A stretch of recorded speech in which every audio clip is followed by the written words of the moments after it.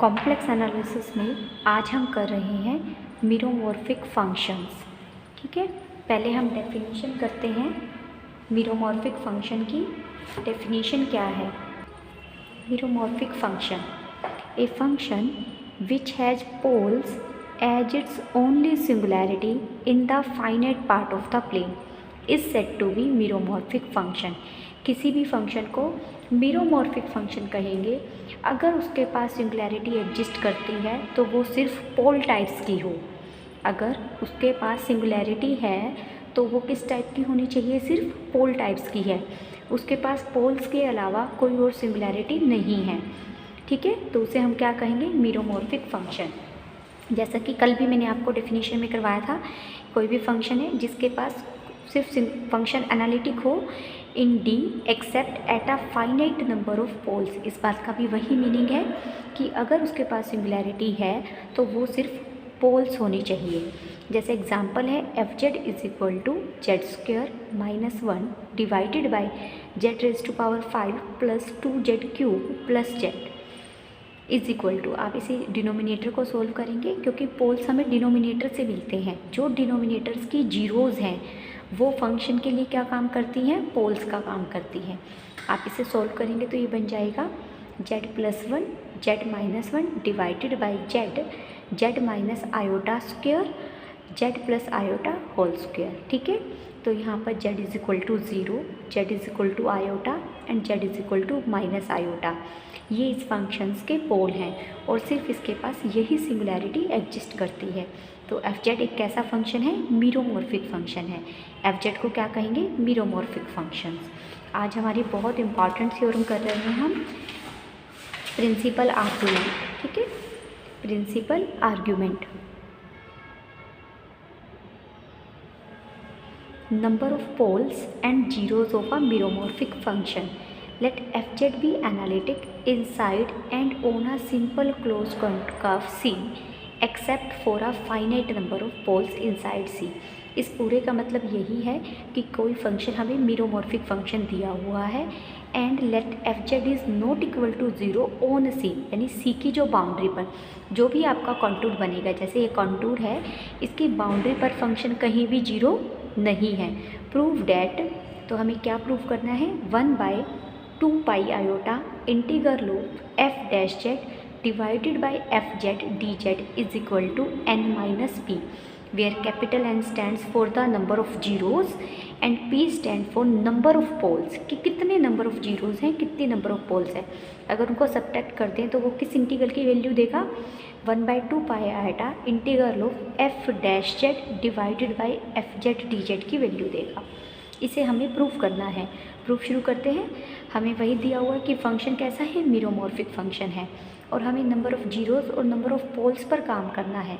तो हमने सपोज किया एफ जेड कोई ऐसा फंक्शन है जो क्लोज कंटूर में Z is equal to A point पर क्या है? इसकी सिंगुलैरिटी है और किस टाइप की है? पोल टाइप की है। और इस सिंगुलैरिटी का ऑर्डर कितना है? P inside C. Also suppose that F Z has a zero of order N at Z is equal to B. हमने कोई भी कंटूर लिया, इस कंटूर के अंदर एक पॉइंट ए लिया जहाँ ये क्या है? ये पॉइंट क्या है? नंबर ऑफ ये पॉइंट क्या है? पोल है हमारा और ऑर्डर कितना है इसका? पी। ये कोई पॉइंट बी लिया, ये क्या है? जीरो है फंक्शन एफ जेड की और इसका ऑर्डर कितना है? एन है। ठीक है, जेड इज इक्वल टू ए क्या है? पोल है ऑफ ऑर्डर पी। ठीक है, और Z is equal to B क्या है? वो जीरो है ऑफ ऑर्डर एन की। क्लियर? ये पी और पी की। अब हमें then we have to prove that, हमें ये चीज़ प्रूव करनी है क्योंकि हमने एन को ले लिया नंबर ऑफ जीरो और पी को ले लिया पोल, नंबर ऑफ पोल। अगर नंबर ऑफ जीरो देखो है तो बी, लेकिन वो कितने टाइम्स रिपीट हो रही है? N times. तो z minus B raise to power n, यानी बी एन टाइम्स जीरो बन रहा है तो नंबर ऑफ जीरोज़ कितनी हो गई? एन हो गई। वो कौन कौन सी हैं? B B B B B, N times B हमारी जीरो बन रहा है तो टोटल नंबर ऑफ जीरोज़ कितनी हो गई? 2। जैसे मान लीजिए हमारे पास ये कोई रूट है जेड माइनस 2 का जेड माइनस 2, किसी भी इक्वेशन के, ये मान लीजिए x में करते हैं रियल लाइन पर, x माइनस टू, तो x उसका रूट हुआ 2, 2 टाइम्स रूट बना ना। ऐसे ही z माइनस बी उसकी 0 है और n टाइम्स है, तो z यानी b, ये सारी क्या है, जीरोज़ हैं। कितने टाइम्स है, n टाइम्स। तो पहली 0, दूसरी 0, तीसरी 0, कितनी जीरोज़ हो गई है मेरे पास टोटल, n 0। सेम पोल्स के लिए है, तो पोल्स कितने हो गए, p। तो यानी अब n को n से रिप्लेस कर दिया और कैपिटल P को स्मॉल p से रिप्लेस कर दिया।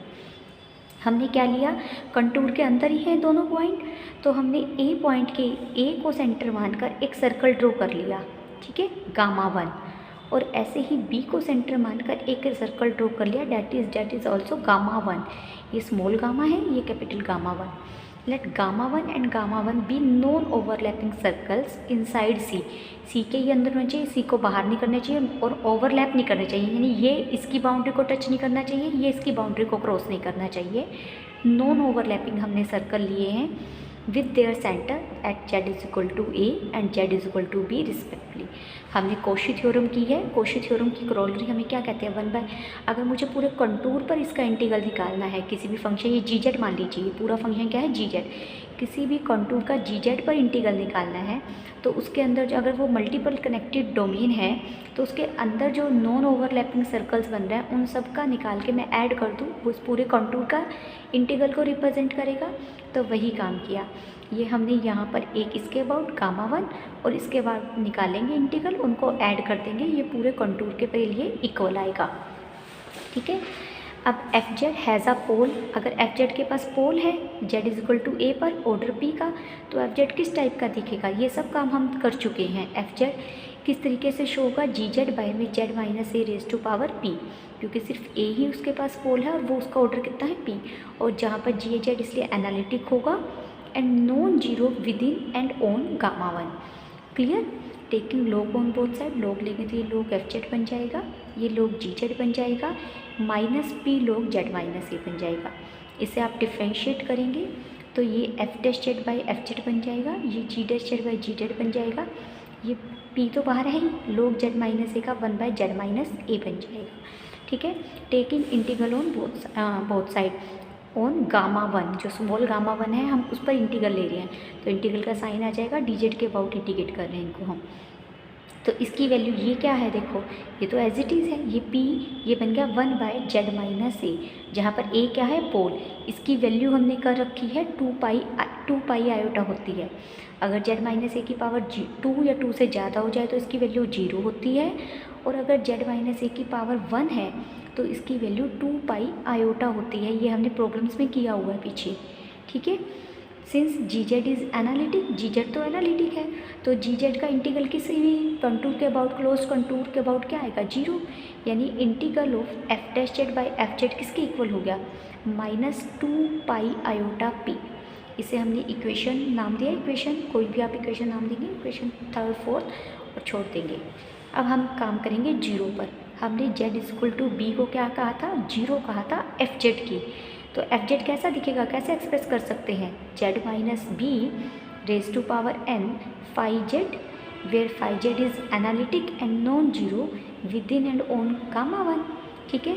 Same consequently phi dash Z, अगर फाई जेड एनालिटिक है तो फाई डैश जेड भी एनालिटिक होगा और phi dash Z by phi Z भी एनालिटिक होगा। तो phi dash Z by phi Z अगर एनालिटिक है इस कॉन्टूर में, तो इसके इंटीग्रल की वैल्यू क्या आएगी, 0। तो सेम यहाँ पर हमने लॉग लिया, लॉग एफ जेड बन गया N log Z minus B plus log phi Z, same differentiate किया, इंटीग्रेशन लिया, तो ये इक्वल हो गया 2 पाई आयोटा एन की।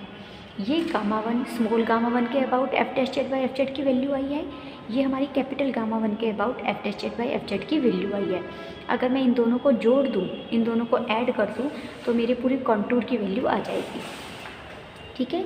तो writing first with the help of 4th and 7th 1 by 2 pi iota F dash Z by F Z D Z equal हो गया minus P plus N minus P, यही हमें prove करना था, ठीक है। लेकिन ये काम कब किया, जब हम मान के चले एफ जेड जो फंक्शन है उसके पास एक जीरो है और एक पोल है, लेकिन ऐसा पॉसिबल नहीं हो सकता नंबर ऑफ़ पोल्स भी ज़्यादा हों और नंबर ऑफ़ जीरोज़ भी ज़्यादा हो। तो इसी सेम प्रोसेस को हम रिपीट करेंगे, यानी हर पोल के अबाउट हम एक सर्कल ले लेंगे नॉन ओवरलैपिंग, हर जीरो के अबाउट हम एक सर्कल ले लेंगे, कंटूर ले लेंगे जो आपस में ओवरलैप नहीं कर रहे हैं। तो आगे वही लिखा हुआ है, now we suppose that F Z has poles of order P M at Z is equal to A M, यानी A1, A2, A3 ये सब पोल्स हैं और A1 का ऑर्डर P1 है, A2 का ऑर्डर P2 है, A3 का ऑर्डर P3 है, इस तरीके से है। And F Z has zero of order N M at Z is equal to B M within C, enclose each pole and each zero by non overlapping circle. Same हम circle बना लेंगे zeros के लिए भी और poles के लिए भी, ठीक है। और since poles and zeros are isolated, poles और जीरोज़ दोनों ही हमारे आइसोलेटेड होते हैं, तो ये काम मैं इजीली कर सकती हूँ कि पोल्स के अबाउट भी एक सर्कल ड्रॉ कर लूँ, एक ऐसा सर्कल ड्रॉ कर लूँ जो ओवरलैप नहीं कर रहा है, और जीरोज़ के अबाउट भी एक सर्कल ड्रॉ कर सकती हूँ जो नॉन ओवरलैपिंग है, जो किसी और जीरोज़ को कंटेन नहीं करता, क्योंकि आइसोलेटेड की डेफिनेशन मुझे ये बात बताती है। नाउ 8 बिकम्स, तो यही काम जब हम नंबर ऑफ़ जीरोज़ को बहुत सारी को ऐड करेंगे, नंबर ऑफ़ पोल्स को भी ऐड करेंगे तो समीशन लग जाएगा, ठीक है। ये हमने R लिए थे और नंबर ऑफ़ जीरोज़ हमने S ली थी, तो M यहाँ रनिंग फ्रॉम 1 to S हो जाएगा, M running from N to R हो जाएगा, और इनके समीशन को कैपिटल N और कैपिटल P बोल दिया, तो integral f dash Z by F Z हो जाएगा N माइनस P। हैंस